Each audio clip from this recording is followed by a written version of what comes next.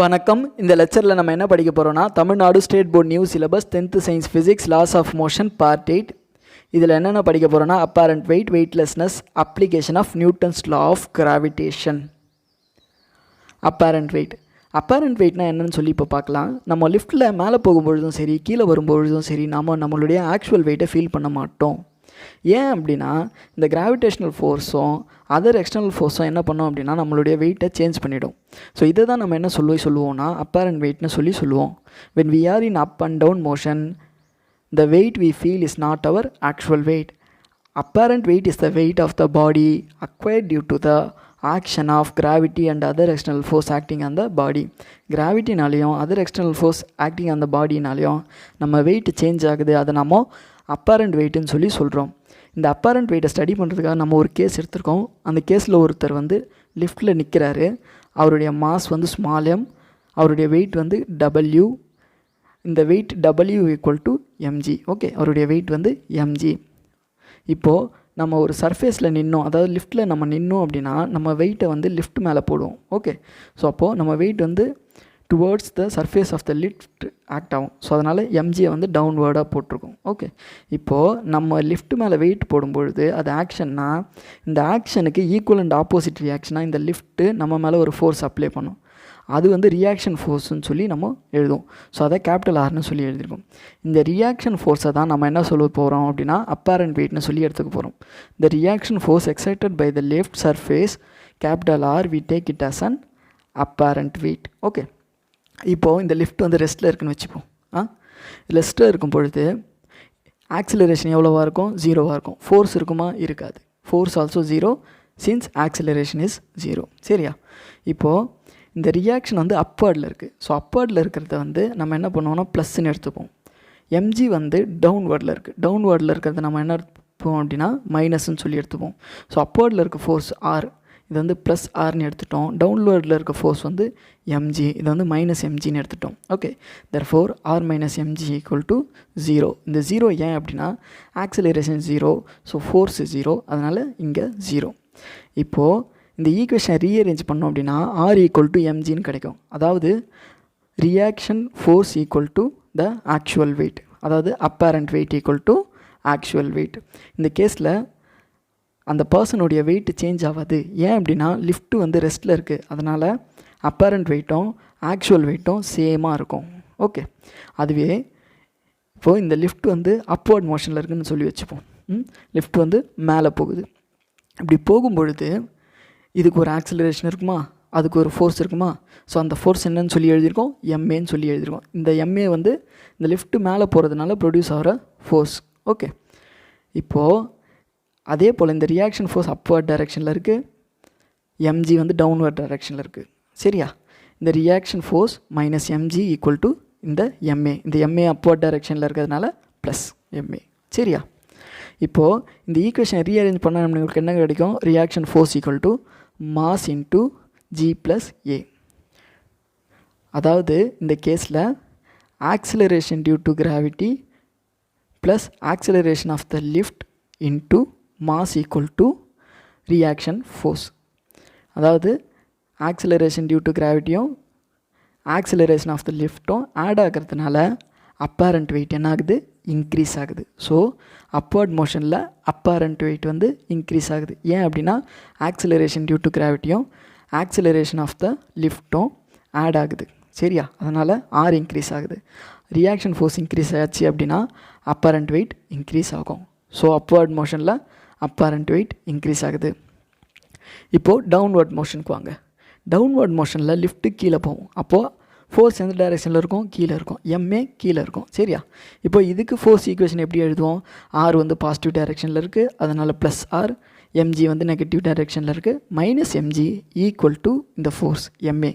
But ஆனால் இந்த ஃபோர்ஸை பாருங்கள் டவுன்வர்ட் டைரெக்ஷனில் இருக்குது, அதனால் மைனஸ் எம்ஏ. சரியா? இப்போது ரியாக்ஷன் ஃபோர்ஸ் எப்படி எழுதுவோம்? Reaction equal to M into G minus A. இந்த எம்ஜியை ரைட் சைடில் எடுத்துகிட்டு வந்துட்டேன். So R equal to MG into G minus A. அப்போ இந்த கேஸில் என்ன ஆகுது? ரியாக்ஷன் ஃபோர்ஸில் acceleration due to gravity minus acceleration of the lift ஆகிறதுனால இந்த ரியாக்ஷன் ஃபோர்ஸு கம்மி ஆகிடும். ஓகே, அப்போது அப்பேரண்ட் வெயிட்டு கம்மி ஆகிடும். ஏன்? ஆக்சிலரேஷன் டியூ டு கிராவிட்டிலேருந்து நம்ம ஆக்சிலரேஷனை மைனஸ் பண்ணால் தான் நம்மளுக்கு ரியாக்ஷன் ஃபோர்ஸ் கிடைக்குது. ஸோ அதனால் அப்பேரண்ட் வெயிட் டிக்ரீஸ் ஆகுது. அப்போது டவுன்வர்ட் மோஷனில் அப்பேரண்ட் வெயிட் என்ன ஆகுது? டிக்ரீஸ் ஆகுது. அப்போது நம்ம வெயிட்டு கம்மியாக ஃபீல் பண்ணுவோம். சரியா? அதுவே ஃப்ரீ ஃபால் என்ன ஆகுதுன்னு சொல்லி பார்க்கலாம். இப்போது ஃப்ரீ ஃபால்னால் என்ன அப்படின்னா, நீங்கள் ஒரு 10th ஃப்ளோரில் இருக்கீங்க. இப்போது இந்த லிஃப்ட்டோட கேபிள் கட் ஆகிடுது வச்சுக்கோங்க. கேபிள் கட் ஆச்சுன்னா என்ன ஆகும்? நீங்கள் கீழே விழுவீங்க. ஓகே, நீங்கள் கீழே விழும்போது ஒரு ஆக்சிலரேஷனோட கீழே விழுவீங்க. அந்த acceleration equal to acceleration due to கிராவிட்டியாக இருக்கும். Okay, A equal to G. சரியா? இந்த கேஸில் லிஃப்ட்டு தான் ஆக்சிலரேஷன் கொடுக்குது, அதனால் ஏன்னு வச்சுட்டோம். பட் ஆனால் இந்த கேஸில் கேபிள் கட் ஆகிடுச்சு, ஃப்ரீயாக கீழே விழுது. அதனால் ஆக்சிலரேஷன் டியூ டு கிராவிட்டியாக ரீப்ளேஸ் பண்ணுறோம். ஸோ அதே மாதிரி ஃபோர்ஸ் ஈக்குவேஷன் கன்ஸ்ட்ரக்ட் பண்ணுறோம். R upward, so plus mg downward, minus mg equal to minus ma. இந்த ஃபோர்ஸ் நெகட்டிவ் டைரெக்ஷனில் இருக்கிறதுனால மைனஸ் ma போட்டுருவோம். அதே போல் இந்த ஆக்சிலரேஷன் டியூ டு கிராவிட்டி அப்படின்றதுனால இந்த ஏவை ஜிஆர் ரீப்ளேஸ் பண்ணோம் அப்படின்னா r minus mg equal to minus mgன்னு கிடைக்கும். அப்போது r equal to m into g minus g equal to 0. g minus g என்ன? 0. இப்போது ரியாக்ஷன் ஃபோர்ஸ் இந்த கேஸில் எவ்வளோ? 0. ரியாக்ஷன் ஃபோர்ஸ் 0 அப்படின்னா அப்பேரண்ட் வெயிட்டு 0 அப்படின்னா என்ன? வெயிட்லெஸ்ஸாக அந்த பர்சன் ஃபீல் பண்ணுவார். அந்த பர்சன் தனக்கு எந்த வெயிட் இருக்கிறதாகவும் ஃபீல் பண்ண மாட்டார், வெயிட்லெஸ்ஸாக ஃபீல் பண்ணுவார். ஸோ அதுதான் under free fall person feels weightless. Okay, so இப்போது இதுக்கு ஒரு எக்ஸாம்பிள் பார்க்கலாம். வெயிட்லெஸ்னஸ். இந்த வெயிட்லெஸ்னஸ்க்கு ஒரு பெஸ்ட் எக்ஸாம்பிள் ஸ்பேஸ் ஸ்டேஷனில் இருக்கிற ஆஸ்ட்ரோநாட்ஸ் ஃப்ளோட் ஆவாங்க. ஸோ இதுதான் இந்த வெயிட்லெஸ்னஸ்க்கு ஒரு பெஸ்ட் எக்ஸாம்பிள். இந்த ஆஸ்ட்ரோநாட்ஸ் ஏன் ஃப்ளோட் ஆகிறாங்கன்னு கேட்டிங்கன்னா, ஆஸ்ட்ரோநாட்ஸ் எந்த கிராவிடேஷனல் ஃபோர்ஸையும் ஃபீல் பண்ண மாட்டாங்க. ஸோ அதனால் ஃப்ளோட் ஆவாங்கன்னு சொல்லுவாங்க. But actually it is a wrong fact. Astronauts gravitational ஃபோர்ஸை ஃபீல் பண்ணுவாங்க. பட் இருந்தும் ஏன் ஃப்ளோட் ஆகிறாங்கன்னு சொல்லி இப்போ நம்ம பார்க்கலாம்.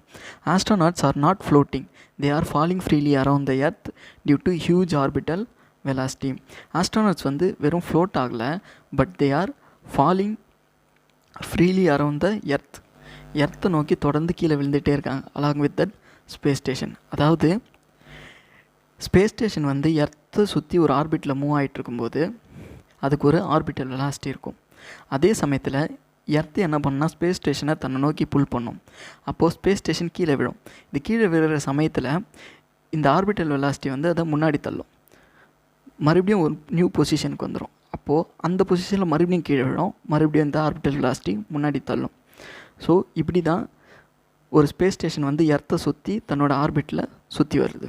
ஓகே, இப்படி கீழே விழும்போது இந்த ஸ்பேஸ் ஸ்டேஷனும் சரி, அந்த ஸ்பேஸ் ஸ்டேஷனுக்குள்ளே இருக்கிற ஆஸ்ட்ரோநாட்டும் சரி, ரெண்டு பேரும் சேம் ஆக்சிலரேஷனில் ஃபால் ஆவாங்க. ஓகே, ஸோ அவங்க ரெண்டு பேருடைய ஆக்சிலரேஷனும் சேமாக இருக்கும். ஸோ அதனால் இந்த ஆஸ்ட்ரோநாட் வெயிட்லெஸ்ஸாக ஃபீல் பண்ணுவாங்க. அப்பேரண்ட் வெயிட் 0 ஆகிடும். Since the space station and astronauts have equal acceleration, they are under free fall condition. So அதனால் நம்ம என்ன சொல்லலாம் அப்படின்னா, ஆஸ்ட்ரோநாட்டும் ஸ்பேஸ் ஸ்டேஷனுக்கும் ரெண்டு பேருக்குமே சேம் ஆக்சிலரேஷன் இருக்கிறதுனால they are under free fall condition சொல்லலாம். Hence the space station and astronaut are in a state of weightlessness. So space ஸ்டேஷனும் சரி ஆஸ்ட்ரோநாட்டும் சரி in a state of weightlessness. அவங்க அப்பேரண்ட் வெயிட் 0 இருக்கும், வெயிட்லெஸ்ஸாக ஃபீல் பண்ணுவாங்க. ஸோ அதை தான் நம்ம இந்த ஈக்குவேஷனில் எழுதியிருக்கோம். r minus mg equal to minus ma. இந்த ஃப்ரீ ஃபால் ஈக்குவேஷன் இது. ஸோ இந்த ஃபோர்ஸ் அண்டர் ஃப்ரீ ஃபால் ஈக்குவேஷனில் நம்ம இந்த ஆக்சிலரேஷன் டியூ டு கிராவிட்டியை ரீப்ளேஸ் பண்ணோம் அப்படின்னா நமக்கு ரியாக்ஷன் ஃபோர்ஸ் அப்படின்னா அப்பேரண்ட் வெயிட் 0 கிடைக்கும்.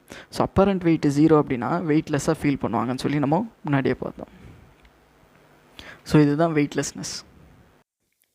Application of Newton's law of gravitation.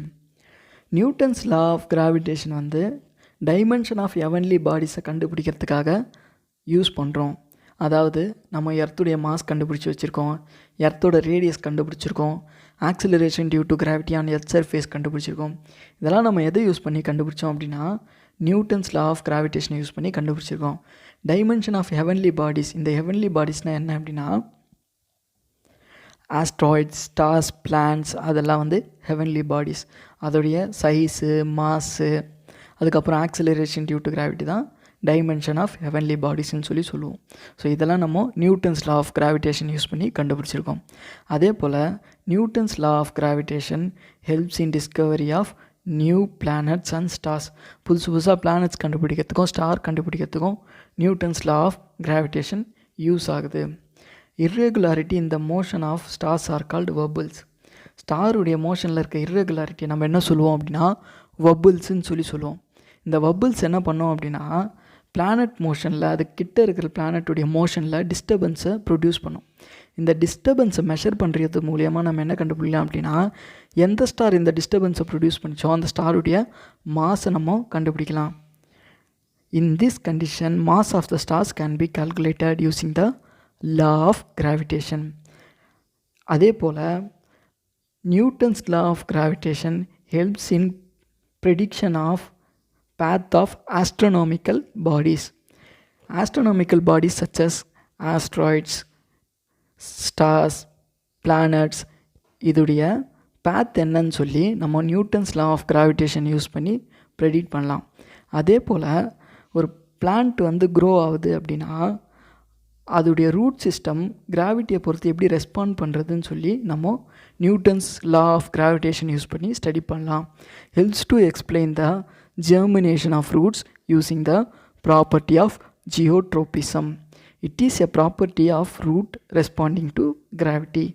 கிராவிட்டிக்கு root growth எப்படி ரெஸ்பாண்ட் பண்ணுதுன்னு சொல்லி படிக்கிறோம். எதை யூஸ் பண்ணி? Newton's law of gravitation use பண்ணி படிக்கிறோம். ஸோ இதுதான் application of Newton's law of gravitation. Thank you.